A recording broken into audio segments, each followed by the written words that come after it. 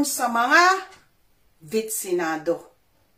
Majority nakitaan, ulitin ko, hindi lang po ito kung sino-sino ang nag-report, kundi CDC, record nila mismo. Nakitaan nila na yung maraming majority, sa mga dito na yung mga may beke ay toklamado sila. Okay? Basahin natin. CDC data, itag nyo yung mga magagaling ninyong mga nakaputi, yung mga pinapaniwalaan yung expert, itag nyo po. Hi, Ma'am Neneng, thank you po so much lagi. Ma'am Neneng Taiko, Ma'am, hindi pa ako, baka mamaya kukuha ako, titingin ako ng ng trip. I will tell you. Nabisi lang kasi ako kagabi. Ma'am Jenaline Castro, salamat po sa mga nagtag na thank you so much. Itag po ninyo Earning Dayapera. Salamat po Ma'am Lorena Panahon. Wow, si Ma'am Lorena Panahon ang haba. Yung mga nagbigay ng stars, thank you so much. Mamaya pasasalamatan ko yung mga nagbigay last time. Okay, ito na po ang ayon mismo sa data ng CDC. Kinuha nila data from 2021 study na kinumpirma na kinuha nila yung data from 2007 to 2019, so 2 years. A median of 87% with a range of, yung range nito is 81 to 94% of, mga ka-curious, ang taas nito. Ulitin ko, yung median na 87%. Yung range nito is between 81 to 94% ng mga pediatrics mumps cases. Wow! Imaginein mo, kinuha nila ang median from 81 to 94% ng mga kaso ng pediatric, yung mga yung bagong panganak na may mga beke na mga bata. Yung kaso, ay hindi lang pediatric mump cases in children at saka kinuha din nila sa mga adolescents, sa mga teenagers.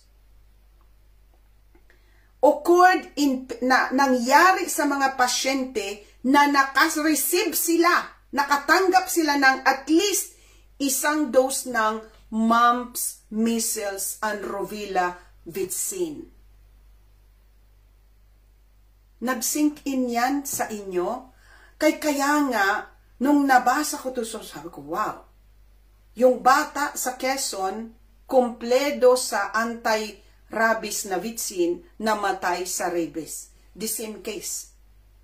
Ang median, from 81 to 93%, kinuha nila 87%.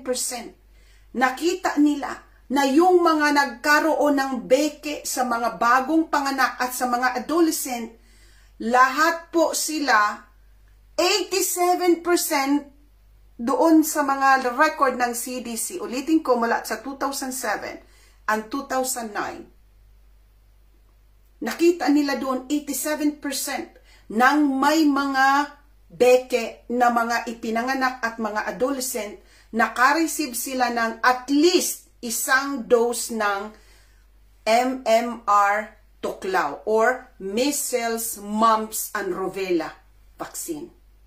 Ibig sabihin, andoon sa tuklaw ang kitsa, kaya nagkabeke dahil nabigyan sila ng beke na vaccine. Mumps, measles, and rubella. Gusto nyo yon? Naghahanap talaga kayo ng kitsa. Pag nagsipag kayong magpatuslok, naghahanap kayo ng kitsa. Maliwanag yon, inuulit-ulit ko kasi hindi ko alam kung paano yan papapasukin sa mga jutak na bakit nagpapasosyal, pinipila ang mga anakis. Kayo ang nagbibigay, naglalagay sa posisyon ng mga anakis ninyo na magkakitsa o magkaroon o magganyan. Magkaroon ng mga chronic illnesses. Kayo na mga magulang. Hindi lang ito 40%, 70%, 80%. kinuha nila ang median, ha? Almost 90%. Can you believe it? Na yung mga kaso ng beke sa mga bagong panganak at tuklamado sila at least ng bitsin ng beke din.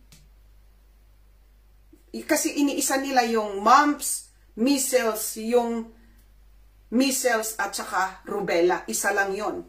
So itong mga 87% sa CDC record 2007, 2000, ulitin ko, anong year? 2007 and 2019. Ang tagal nito. 2007 up to 2007 at 2019. Imaginin mo ang tagal na record ng CDC. 87% sa mga kaso ng beke, at least naka-receive sila ng beke na tuklaw. So nandoon sa tuklaw ang kitsa. Kaya pag nagpatuklaw ka ng HIV, posibleng magka-HIV ka. Kaya nga yung nagpatuklaw ng Monic-Plan din ng VIDCO, yung mga tuklamado nagkaroon ng 3 beses, 5 beses nagka-VIDCO. Nakikita nyo na, ayaw nyo pa rin maniwala. Mag-6 na buwan, taon na ako dito nagsasalita. Pero at least ito, CDC record at kalalabas lang nito. Yung binasa ko sa inyo, ito yung report, ha? Ito yung mainstream report. Yung binasa ka inyo, inulit ko, inireport din ng AI. Kasi bias nga yung AI, di ba? Pero inireport nila, ito. From CDC, yung binibasa ko sa inyo, from AI yun. Ipinalo up ko, totoo ba itong nasa headline ng news? Ayan na.